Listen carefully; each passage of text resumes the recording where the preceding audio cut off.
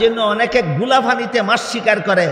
গুলাফানিতে মাছ শিকার করতে গিয়া কেউ ইসলামী ঐক্যের রূপরেখা পেশ করে বিধর্মীদের বেলায়, আর কেউ দেশ রক্ষার ঐক্যের রূপরেখা পেশ করে মুসলমানদের বেলায়। এই জগা খিচুড়ি পাকাবার সুযোগ কেন পায়? আমাদের মধ্যে বিষয়টা আলোচনা হয় না সচরাচর, যে দিন রক্ষার ঐক্যের রূপরেখা হইল একটা, আর দেশ রক্ষার ঐক্যের রূপরেখা হইল আরেকটা। দেশ রক্ষার ঐক্যের রূপরেখা আলাদা, যা রসুল ঐতিহাসিক মদিনা সনদে উল্লেখ করে দিয়েছে। এখন যদি কেউ আল্লাহর শহীদ দিন পালনে ঐক্যবদ্ধ হয় না, যেমন ধরেন সাদিয়ানি গ্রুপ সমস্ত নবীগণকে বেগুনাহ মানতে রাজি না, আপনাদের দাওয়াত দেয়, বলে আল্লাহ কোরআনে বলেছেন মুসলমান ঐক্যবদ্ধ হও। কি বলবেন তাদেরকে?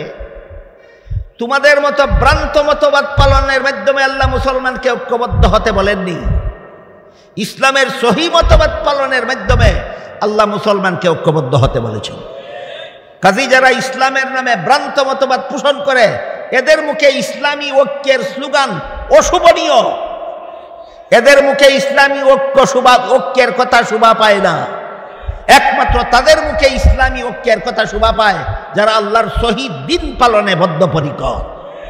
তাই আল্লাহ আপনাদের আমাদের সবাইকে দেশ রক্ষার জন্য মদিনা সনদের আলোকে ঐক্যবদ্ধ হওয়ার, আর দিন রক্ষার জন্য কোরআনের আলোকে ঐক্যবদ্ধ হওয়ার সৌভাগ্য দান করুন। সবাই বলুন আমিন। মুসলমান অমুসলমান নির্বিশেষে দেশের সমস্ত নাগরিকদের নিয়ে যে ঐক্য হবে, সেই ঐক্যের জন্য কতগুলি শর্ত আছে। 1 নম্বর শর্ত হলো আইন শৃঙ্খলা, দেশের আইন শৃঙ্খলা মেনে নিতে বাধ্য থাকবে।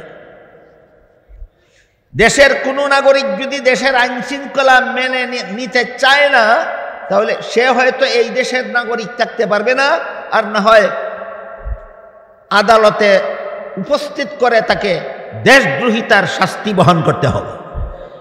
এরকম একটা সংগঠন আমার জানা মতে বাংলাদেশে আছে। বাংলাদেশের নাগরিক হয়ে জীবনযাপন করতে চায়, বাংলাদেশের আইন শৃঙ্খলা মানে না। সংগঠনটার নাম ইসকন। সংগঠনটার নাম ইসকন। ইসকন বাংলাদেশের স্বাধীনতা বিরোধী। ইসকন বাংলাদেশের সার্বভৌমত্ব বিরোধী। ইসকন বাংলাদেশের ভৌগোলিক সীমারেখা বিরোধী। ইসকন সমস্ত মুসলমানের দুশ্মন, অন্যান্য ধর্মাবলম্বীদের দুশ্মন। এই ইসকনের আমি আপনাদের সকলের পক্ষ থেকে বর্তমান অন্তর্বর্তীকালীন সরকারের কাছে আবেদন রাখতে চাই, এই রাষ্ট্রদ্রোহী ইসকন নামক সংগঠনকে হয়তো এদের নাগরিকত্ব বাতিল করা হোক, আর না হয় আদালতে ইসকনের সমস্ত কর্মী সদস্যদের রাষ্ট্রদ্রোহিতার মামলায় বিচার করা হোক।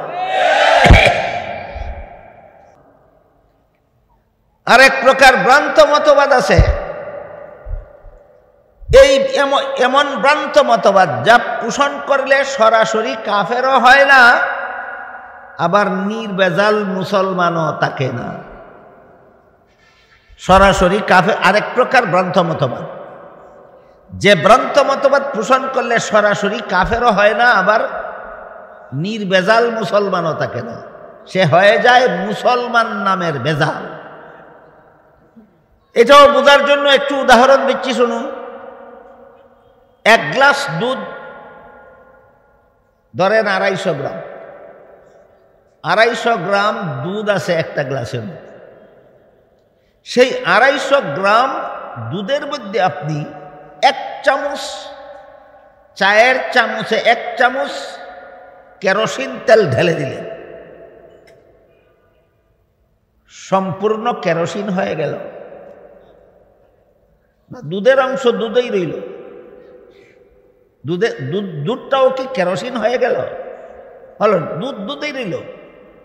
কিন্তু 1 চামচ কেরোসিন মিশ্রিত হয়ে যাওয়ার কারণে দুধটা এমন ভেজাল হইল, এটা আর পান করার যোগ্য রইল না। এটাকে কেরোসিন বলবেন না ভেজাল দুধ বলবেন? ঠিক তেমনি ভাবে এক প্রকারের ভ্রান্ত মতবাদ আছে, যা কোনো মুসলমান পোষণ করলে কাফের হয়ে যায় না, কিন্তু নির্ভেজাল মুসলমানও থাকে না, সে হয়ে যায় মুসলমান নামের ভেজাল। এবার এটার উদাহরণ শুনি। পবিত্র কোরআনের সূরায়ে বাকারার 124 নম্বর আয়াতে আল্লাহ পাক রব্বুল আলামিন সমস্ত নবী রাসূলগণের ব্যাপারে একটা সার্বজনীন মূলনীতির ঘোষণা দিয়েছে। এই শব্দটা মনে রাখুন, সার্বজনীন। কেমন? সার্বজনীন মানে দুই একজন নবীর বেলায় প্রযোজ্য না, সকল নবীর বেলায়? হ্যাঁ, সকল নবীর বেলায় প্রযোজ্য সার্বজনীন একটা মূলনীতির ঘোষণা দিয়েছেন। কি? লা ইয়ানালু আহদিজ জালিমিন, নবুয়তের পদ আমি গুনাহগারদেরকে দান করি না। কোন গুনাহগারকে আমি নবী বানাই না, আর যাদেরকে নবী বানাই এরা জীবনে কোনোদিন গুনাহ করে না। তাইলে বেগুনাহ হওয়ার গুণটা দুই একজন নবীর জন্য ব্যতিক্রম না সার্বজনীন? সার্বজনীন মানে দুই একজন নবী গুনাহগার আছে না সকল নবী বেগুনাহ? এই নীতিটা আল্লাহ ঘোষণা দিলেন কোন সূরার কত নম্বর আয়াতে? সূরাতুল বাকারার 124 নম্বরে। এত সত্ত্বেও আমাদের মুসলমান সমাজে ফাঁকে ফুঁকে মাঝে মধ্যে এমন কিছু স্বঘোষিত পণ্ডিতের আবির্ভাব হয়, অথবা এমন কিছু স্বঘোষিত আমিরের আবির্ভাব হয়, যে সকল পণ্ডিতেরা আর আমিরেরা বিভিন্ন নবীর জীবনের বিভিন্ন ঘটনাকে অপব্যাখ্যার মাধ্যমে নবীগণকে গুনাহগার সাজায়। এই সমস্ত নবীগণের প্রথম নম্বরে রয়েছেন হযরত আদম আলাইহিস সালাম। এই সমস্ত স্বঘোষিত পণ্ডিত আর যে সমস্ত স্বঘোষিত আমিরেরা বিভিন্ন নবীর জীবনের বিভিন্ন ঘটনাকে অপব্যাখ্যার মাধ্যমে গুনাহগার সাজায়, এই সমস্ত নবীগণের 1 নম্বরে রয়েছেন হযরত আদম আলাইহিস সালাম। হযরত আদম আলাইহিস সালামকে আল্লাহ জান্নাতে দিয়ে বলেছিলেন সব গাছের ফলমূল খাও, শুধু একটি গাছের ফল খেতে নিষেধ করেছিলেন। শেষ পর্যন্ত ইবলিস আদমকে ধোঁকা দিয়ে জান্নাতে আল্লাহর নিষিদ্ধ গাছের ফল খাইয়েছিল। ইবলিসের ধোঁকায় পরে আদম জান্নাতে নিষিদ্ধ গাছের ফল খেয়েছিলেন। এই ঘটনা কোরআনেই আছে। এখানে এসে ওই সমস্ত পণ্ডিতেরা ব্যাখ্যাটা এইভাবে করে যে আল্লাহর আদেশ নিষেধ লঙ্ঘন করলেই তো গুনাহ হয়, আর আদম যে আল্লাহর নিষেধ লঙ্ঘন করেছেন সেটা তো কোরআনেই আছে, সুতরাং কোরআনের বিবরণ মতেই তো আদম গুনাহগার সাব্যস্ত। একটু সময়ের জন্য যদি এই ব্যাখ্যাটা আপনি মেনে নেন, তাহলে সূরাতুল বাকারার 124 নম্বর আয়াতে আল্লাহ যে সার্বজনীন মূলনীতি ঘোষণা দিয়েছিলেন সেটা বহাল থাকে না, লঙ্ঘন হয়। এর দ্বারাই প্রমাণ হয়ে গেল তোমার ব্যাখ্যাটা ভুল। যে ব্যাখ্যা তুমি করেছ যে ঢালাওভাবে আল্লাহর আদেশ নিষেধ যে কোনো লোকে যে কোনো অবস্থায় যে কোনো সময় লঙ্ঘন করলেই গুনাহ হয়, এই যে ব্যাখ্যা তুমি করেছ, তোমার ব্যাখ্যা আল্লাহর সার্বজনীন মূলনীতির সাথে সাংঘর্ষিক। এই সাংঘর্ষিক হওয়াটাই একথার জ্বলন্ত প্রমাণ তোমার ব্যাখ্যাটা ভ্রান্ত। তাহলে কোন নবীকে যারা এরকম ভ্রান্ত ব্যাখ্যার মাধ্যমে গুনাহগার বলে সাব্যস্ত করে, এরা যদি আপনাদেরকে বলে আল্লাহ সূরা আলে ইমরানের 103 নম্বর আয়াতে বলেছেন মুসলমান ঐক্যবদ্ধ হও, ভ্রান্ত মতবাদীদের সাথে আল্লাহ মুসলমানদের ঐক্যবদ্ধ হতে বলেছেন না ইসলামের বিশুদ্ধ মতবাদে বিশ্বাসী যারা তাদের সাথে? এইখানে এরা এই চাতুরিটা আপনাদের সাথে করে থাকে। যারা নবীগণকে গুনাহগার মনে করে এদের মুখে, যারা নবীগণকে গুনাহগার সাব্যস্ত করে এদের মুখে যখনই বলবে আল্লাহ কোরআনে বলেছেন মুসলমানদেরকে ঐক্যবদ্ধ হওয়ার জন্য, সাথে সাথে জিজ্ঞেস করবেন ভ্রান্ত মতবাদী মুসলমানের সাথে ঐক্যবদ্ধ হতে আল্লাহ বলেছেন না বিশুদ্ধ মতবাদী মুসলমানের সাথে ঐক্যবদ্ধ হতে আল্লাহ বলেছেন? তাহলে আল্লাহ বললেন কি আর তুমি ব্যাখ্যা করলা কি? আল্লাহ তো বলেননি তোমার মতো ভ্রান্ত মতবাদীদের সাথে মুসলমানকে ঐক্যবদ্ধ হতে। আল্লাহ সূরায়ে শুরার 13 নম্বর আয়াতে বলেছেন আকিমুদ্দিন, ইসলামের বিশুদ্ধ মতবাদে অটল থাকো। যারা ইসলামের বিশুদ্ধ মতবাদে অটল তাদের সাথে ঐক্যবদ্ধ হওয়ার কথা আল্লাহ বলেছেন।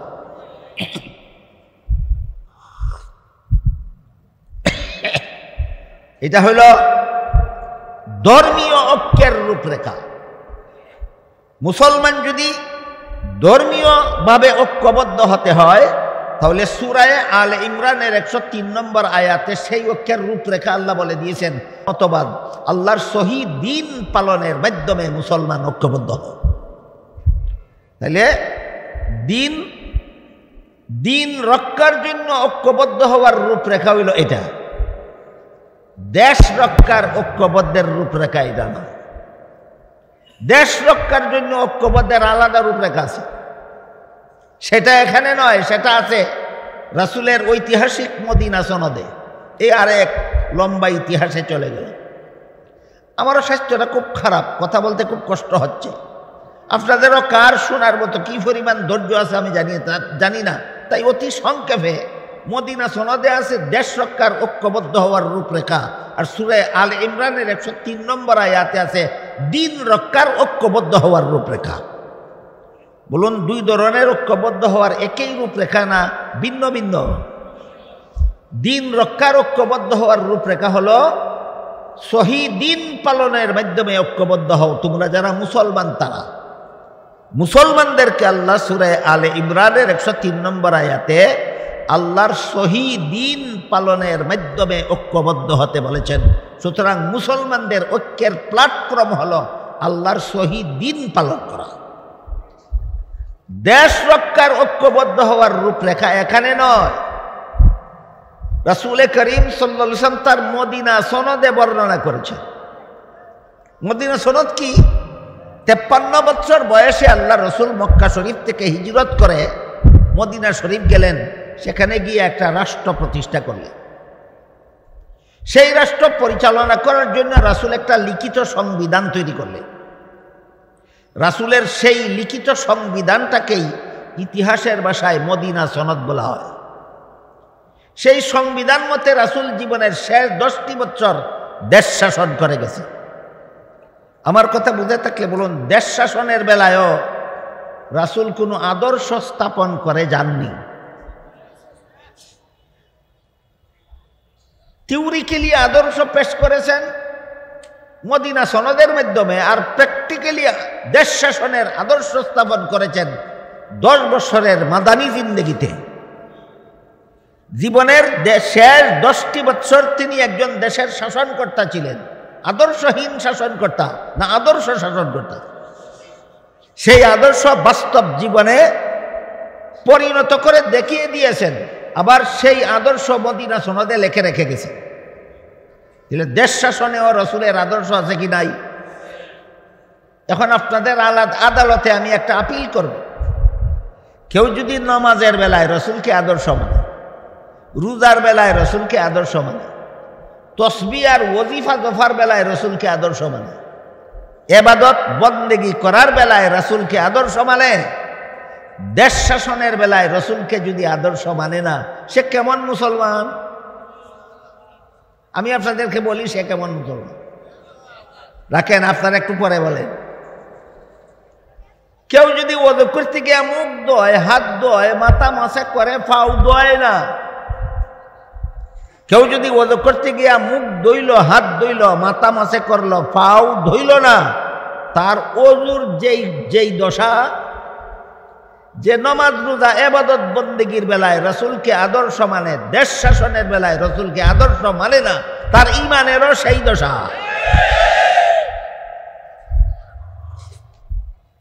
আমার কথাগুলি বুঝতে আপনাদের অসুবিধা হয়? বলুন, মুখ ধোয়া ওযুর একটা ফরজ কিনা? পালন করলো। হাত ধোয়া ওযুর একটা ফরজ কিনা? পালন করলো। মাথা মাসে করা ওযুর একটা ফরজ কিনা? পালন করলো। পা ধোয়া ওযুর একটা ফরজ কিনা?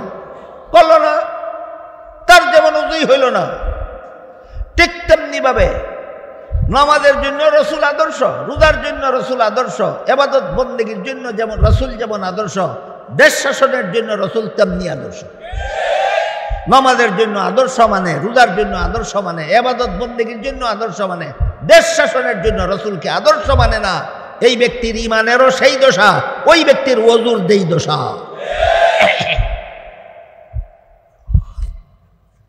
সেই মদিনা সনদের এবারে ক্লিয়ার হইল যে রাসূল যে মদিনা শরীফ গিয়ে একটা রাষ্ট্র প্রতিষ্ঠা করেছিলেন, সেই রাষ্ট্র শাসন করার জন্য লিখিত যে সংবিধান তৈরি করেছিলেন, এই সংবিধানের নামই মদিনা সনদ। মদিনা সনদের একটা দুইটা ধারা আপনাদের শোনাই। মদিনা সনদের একটা ধারায় উল্লেখ আছে, এই সংবিধান যারা মেনে চলে তারা সবাই এই একই দেশের বাসিন্দা গণ্য হবে। এটা হইল রাষ্ট্রীয় ঐক্য, এটা হইল দেশ রক্ষার ঐক্য। সংবিধান যারা মেনে চলে তারা এক দেশের বাসিন্দা, তারা এক দেশের বাসিন্দা। এরা মুসলমান হোক চাই ও মুসলমান। আর একটা দ্বারাই উল্লেখ আছে, যেহেতু এই মদিনা সনদের অধীনে এই দেশের সমস্ত বাসিন্দা এক, তাই এই দেশের মুসলমানদের ইসলাম ধর্ম পালনের যেটুকু অধিকার আছে এই দেশের ইহুদি বা অন্যান্য ধর্মাবলম্বীরও তাদের ধর্ম পালনের সমান অধিকার আছে। তাহলে দেশ রক্ষার ঐক্য শুধু মুসলমানদের নিয়ে হয় না, দেশের সমস্ত ধর্মাবলম্বীদের সমন্বয়ে হয়। মদিনা সনদের দুইটা ধারা বুঝে থাকলে বলুন, দেশ রক্ষার ঐক্য শুধু মুসলমানদের সমন্বয়ে হয় না মুসলমান অমুসলমান নির্বিশেষে সমস্ত ধর্মাবলম্বীদের সমন্বয়ে দেশ রক্ষার ঐক্য হয়? সমস্ত দেশের সমস্ত নাগরিকদের সমন্বয়ে দেশ রক্ষার ঐক্য হয়। সেই মদিনা সনদের আরেকটা দ্বারা চমৎকার, শোনেন। সেই মদিনা সনদের আরেক দ্বারাই উল্লেখ ছিল, যেহেতু এখানে বসবাসকারী ইহুদিরা এবং মুসলমানেরা একই দেশের নাগরিক, সবাই এক, তাই মদিনার কোনো ইহুদির বিরুদ্ধে, ইহুদির উপর যদি বাইরের কোনো শত্রু হামলা করে, মদিনার মুসলমানেরা ইহুদিদের পক্ষ হয়ে ইহুদিদের দুশ্মনের বিরুদ্ধে লড়াই করতে হবে। আর যেহেতু মদিনায় বসবাসকারী ইহুদি মুসলমান সবাই এক জাতি, এক ধর্ম, এক রাষ্ট্রের নাগরিক, তাই মদিনার কোনো মুসলমানের বিরুদ্ধে যদি বাইরের কোনো শত্রু যুদ্ধ করতে আসে, ইহুদিরা মুসলমানের পক্ষ হয়ে বাইরের শত্রুর বিরুদ্ধে লড়াই করতে হবে। এই যে মদিনা সনদের ধারাগুলি, এগুলি দিন হেফাজতের ঐক্যের রূপরেখা না দেশ রক্ষার ঐক্যের রূপরেখা? দিন রক্ষার ঐক্য হয় শুধু মুসলমানদের সমন্বয়ে, আর দেশ রক্ষার ঐক্য হয় দেশবাসীর সমস্ত নাগরিকদের সমন্বয়ে। পার্থক্যটা সমাজে আলোচনা হয় না, এই জন্য জানাজানি হয় না, এই জন্য অনেকে গুলাফানিতে মাছ শিকার করে। গুলাফানিতে মাছ শিকার করতে গিয়া কেউ ইসলামী ঐক্যের রূপরেখা পেশ করে বিধর্মীদের বেলায়, আর কেউ দেশ রক্ষার ঐক্যের রূপরেখা পেশ করে মুসলমানদের বেলায়। এই জগা খিচুড়ি পাকাবার সুযোগ কেন পায়? আমাদের মধ্যে বিষয়টা আলোচনা হয় না সচরাচর, যে দিন রক্ষার ঐক্যের রূপরেখা হইল একটা, আর দেশ রক্ষার ঐক্যের রূপরেখা হইল আরেকটা।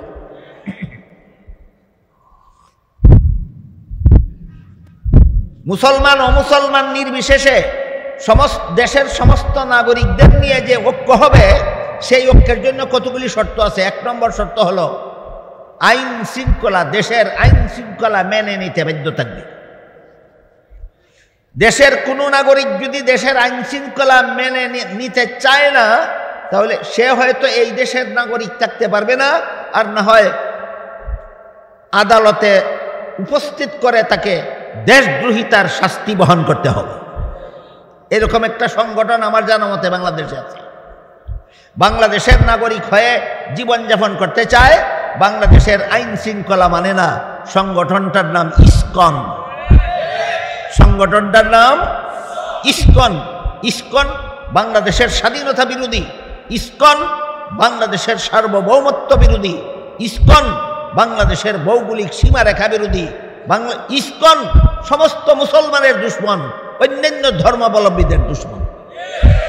এই ইসকনের আমি আপনাদের সকলের পক্ষ থেকে বর্তমান অন্তর্বর্তীকালীন সরকারের কাছে আবেদন রাখতে চাই, এই রাষ্ট্রদ্রোহী ইসকন নামক সংগঠনকে হয়তো এদের নাগরিকত্ব বাতিল করা হোক, আর না হয় আদালতে ইসকনের সমস্ত কর্মী সদস্যদের রাষ্ট্রদ্রোহিতার মামলায় বিচার করা হোক।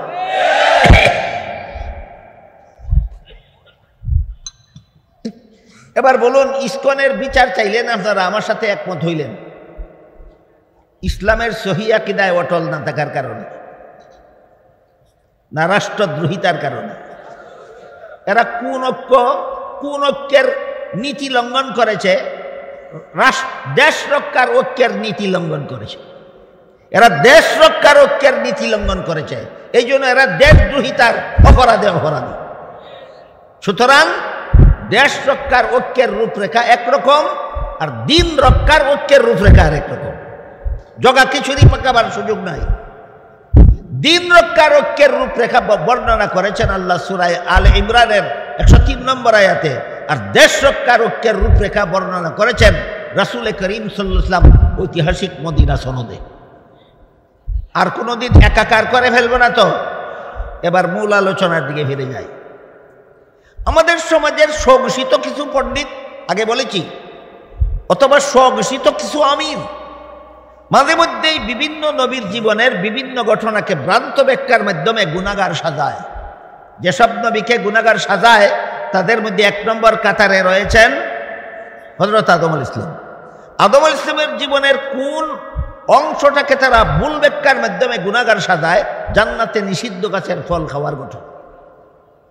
আমি একটু আগে বলেছি, আদমের জান্নাতে নিষিদ্ধ গাছের ফল খাওয়ার ঘটনাকে আপনি যেভাবে ব্যাখ্যা করে গুনাহগার সাব্যস্ত করবেন, সেই ব্যাখ্যাটা মেনে নিলে সূরাতুল বাকারার 124 নম্বর আয়াতে আল্লাহ সার্বজনীন মূলনীতি ঘোষণা করেছেন, সেই মূলনীতি রক্ষা হয় না লঙ্ঘন হয়? এইটাই প্রমাণ হইল তোমার ব্যাখ্যাটা ভ্রান্ত। এখানে এসে প্রশ্ন জাগে, তাহলে জান্নাতে আদমের নিষিদ্ধ গাছের ফল খাওয়ার সহি ব্যাখ্যাটা কি? আমি 2-3 মিনিট পরে বলবো জান্নাতে আদমের নিষিদ্ধ গাছের ফল খাওয়ার সহি ব্যাখ্যাটা কি, এটা আমি একটু পরে বলবো। এর আগে বলতে চাই, মুসলমান সমাজে যারাই যে কোনো নবীর জীবনের যে কোনো ঘটনাকে অপব্যাখ্যার মাধ্যমে গুনাহগার সাজাতে চায়, এরা এই অপব্যাখ্যা পাইল কোথায়? এটা ইসলাম ধর্মের মতবাদ নয়, এটা মুসলমানি মতবাদ নয়। নবীগণকে গুনাহগার সাব্যস্ত করা ইসলামী মতবাদ নয়, কারণ এটা সূরা আল বাকারার 124 নম্বর আয়াত বিরোধী। নবীগণকে গুনাহগার সাব্যস্ত করা সূরাতুল বাকারার 124 নম্বর আয়াতের পরিপন্থী। তাই কোনো নবীকে গুনাহগার সাব্যস্ত করা ইসলামী মতবাদ নয়। তাহলে এটা কোথাকার মতবাদ? এরা কোত্থেকে আমদানি করলো? সেই ঠিকানাটা আগে আপনাদের সামনে তুলে ধরতে চাই। আপনাদের অনেকের হয়তো জানা থাকতেও পারে, স্বাধীনতা লগ্ন থেকেই বাংলাদেশে খ্রিস্টানদের একটা সংগঠন তাদের ধর্ম প্রচারের কাজে নিয়োজিত রয়েছে। সংগঠনটার নাম হলো খ্রিস্টান মিশনারি বাংলাদেশ। খ্রিস্টান মিশনারি বাংলাদেশ তাদের খ্রিস্ট ধর্ম প্রচারের জন্য এই পর্যন্ত যত পুস্তক পুস্তিকা প্রকাশ করেছে, তার মধ্যে বাংলা ভাষায় প্রকাশিত তাদের একটা পুস্তিকার নাম আছে কোরআনের আলোকে বেহেশতে যাওয়ার পথ। এমন শব্দ চয়নের মাধ্যমে বইয়ের নাম রেখেছে, শব্দগুলি দেখলে কোনো মুসলমান যেন কল্পনাও করতে না পারে যে এটা খ্রিস্টানদের লেখা বই। আসলে এটা কোনো আলেমের লেখা বই নয়, এটা খ্রিস্টানদের লেখা একটা বইয়ের নাম কোরআনের আলোকে বেহেশতে যাওয়ার পথ। সেই বইয়ে খ্রিস্টানেরা লিখেছে, প্রথম নবী আদম প্রথম পাপিষ্ট। কি ছিল আদমের পাপ? জান্নাতে নিষিদ্ধ গাছের ফল খাওয়া ছিল আদমের পাপ। তারপরে সেই বইয়ে খ্রিস্টানেরা 2 নম্বরে যেই কথাটা লিখেছে সেটা হলো, এই পাপিষ্ট আদমের বংশে যত নবী জন্মগ্রহণ করেছে সবগুলি নবী জন্মগত পাপিষ্ট। কি ছিল অন্যান্য নবীর পাপ? পাপিষ্ট আদমের বংশে জন্ম হওয়াটাই অন্যান্য নবীর পাপ। বলুন, কারো জন্ম হওয়াটা জন্মগ্রহণকারীর পাপ হতে পারে?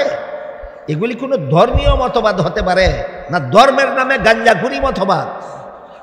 এগুলি ধর্মের নামে গাঞ্জাখুরি মতবাদ। এরপরে অনেক মুসলমান পণ্ডিতের বুঝে আসে না খ্রিস্ট ধর্ম ভ্রান্ত কেন। তারপরে 3 নম্বর কথা সেই বইয়ে যা লিখেছে সেটা হলো, শেষ পর্যন্ত আল্লাহ একজন নবীকে নিষ্পাপ বানাবার জন্য আর পাপিষ্ট আদমের বংশে জন্ম না দিয়ে আল্লাহ নিজের ঔরসে জন্ম দিলেন। ইনি হলেন হযরত ঈসা আলাইহিস সালাম। একমাত্র ঈসা নবী বেগুনাহ হলেন পাপিষ্ঠ আদমের বংশে জন্ম না হয়ে স্বয়ং আল্লাহর ঔরসে জন্ম হওয়ার কারণে একমাত্র ঈসা নবী নিষ্পাপ, আর বাকি সবগুলি নবী পাপিষ্ঠ আদমের বংশে জন্ম হওয়ার কারণে পাপিষ্ঠ।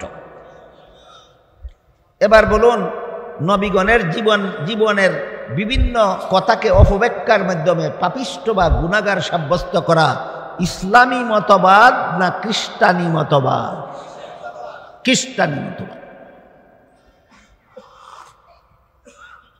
কাদিয়ানীরা মুহাম্মদুর রাসূলুল্লাহকে শেষ নবী মানে না, এই জন্য এটা এমন ভ্রান্ত মতবাদ যার দ্বারা সরাসরি কাফের হয়ে যায়।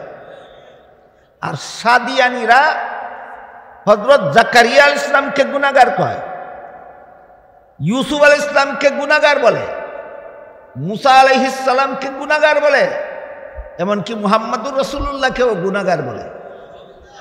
কাদিয়ানীরা মুহাম্মদুর রাসূলকে শেষ নবী না মেনে কাফের হয়েছে, আর সাদিয়ানীরা বিভিন্ন নবীকে গুনাহগার বলে মুসলমান নামের বেজাল সাব্যস্ত হয়েছে।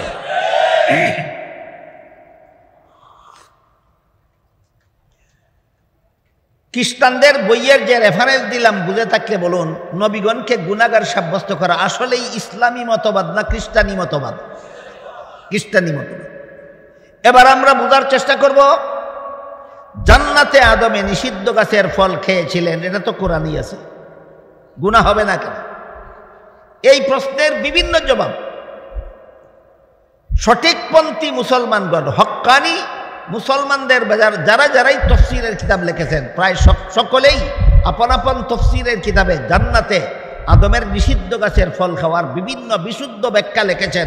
এর মধ্যে একটা ব্যাখ্যা আপনাদের শোনাই। মানুষের কোনো কাজের দ্বারা সওয়াব হয় অথবা কোনো কাজের দ্বারা গুনাহ হয় দুনিয়ার জীবনে, জান্নাতি জীবনের কোনো কাজে সওয়াব নাই, গুনাহ নাই। কথাটা শুনুন, একটু বোঝার চেষ্টা করুন, স্মরণ রাখুন। মানুষের কোনো কাজে সওয়াব হয়, কোনো কাজে গুনাহ হয় কোন জীবনে?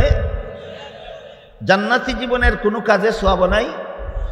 যেমন দুনিয়ার জীবনে যদি কোনো মুসলমান পুরুষ 4-এর বেশি স্ত্রী একসাথে নিজের ঘরে রাখে, বলেন সওয়াব হবে না গুনাহ হবে?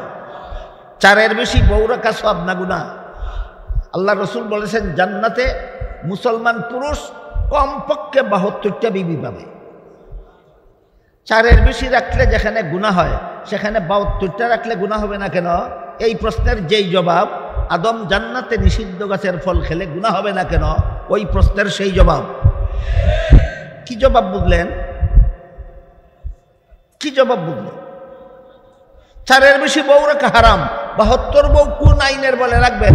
এই প্রশ্নের যেই জবাব, আল্লাহর আদেশ নিষেধ লঙ্ঘন করাই হারাম, আদম লঙ্ঘন করলো, গুনাহ হলো না কেন, ওই প্রশ্নের সেই জবাব। জবাব একটাই, সেটা হলো মানুষের কোনো কাজে সওয়াব হয়, কোনো কাজে গুনাহ হয় দুনিয়ার জীবনে, জান্নাতি জীবনের কোনো কাজে সওয়াব নাই, গুনাহ নাই। এবার বলুন, আদম নিষিদ্ধ গাছের ফল খেয়েছিলেন কোন জীবনে? এর সাথে সওয়াবেরও কোনো সম্পর্ক নাই, গুনাহেরও কোনো সম্পর্ক নেই। এবার বলুন, এই ব্যাখ্যাটা মেনে নিলে সূরাতুল বাকারার 124 নম্বর আয়াতে আল্লাহ যে সমস্ত নবীগণের বেলা একটা সার্বজনীন মূলনীতির কথা বলে দিয়েছিলেন, মূলনীতিটা লঙ্ঘন হয় না, বহাল থাকে? এটাই প্রমাণ, ব্যাখ্যাটা সহিহ। তাই আল্লাহ যে সূরা আল ইমরানের 103 নম্বর আয়াতে বললেন, আল্লাহর দিন পালনের মাধ্যমে মুসলমান ঐক্যবদ্ধ হও। এটা কি দেশ রক্ষার ঐক্য না দিন রক্ষার ঐক্য?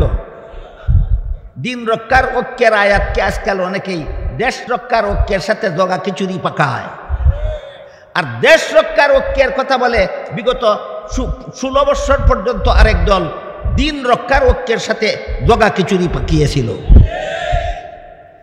এক দলে দেশ রক্ষার ঐক্যকে দিন রক্ষার সাথে জগা খিচুড়ি পাকায়, আরেক দলে দিন রক্ষার ঐক্যকে দেশ রক্ষার ঐক্যের সাথে জগা খিচুড়ি পাকায়।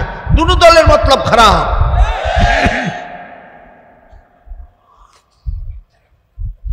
দিন রক্ষার ঐক্যের রূপরেখা আল্লাহ সূরা আল ইমরানের 103 নম্বর আয়াতে বলে দিয়েছে। আল্লাহর সহি দিন পালনের মাধ্যমে ঐক্যবদ্ধ হও, সমস্ত দেশবাসী না সমস্ত মুসলমান? এই দেখেন, আল্লাহর সহি দিন পালনের মাধ্যমে ঐক্যবদ্ধ হও, সমস্ত দেশবাসী নয়, সমস্ত মুসলমান। আর দেশের আইন শৃঙ্খলা পালনের মাধ্যমে সমস্ত নাগরিক ঐক্যবদ্ধ হও, মুসলমান হোক অমুসলমান হোক, মুসলমান হোক অমুসলমান হোক। দেশের আইন শৃঙ্খলা রক্ষার মাধ্যমে সমস্ত দেশবাসী ঐক্যবদ্ধ হও, চাই মুসলমান হও, চাই হিন্দু হও, চাই বৌদ্ধ হও, চাই খ্রিস্টান হও। দেশ রক্ষার জন্য ঐক্যের রূপরেখা আল্লাহ রাসূল মদিনা সনদে উল্লেখ করেছেন। আর দিন রক্ষার ঐক্যের রূপরেখা আল্লাহ পাক রব্বুল আলামিন সূরা আলে ইমরানের 103 নম্বর আয়াতে উল্লেখ করেছেন।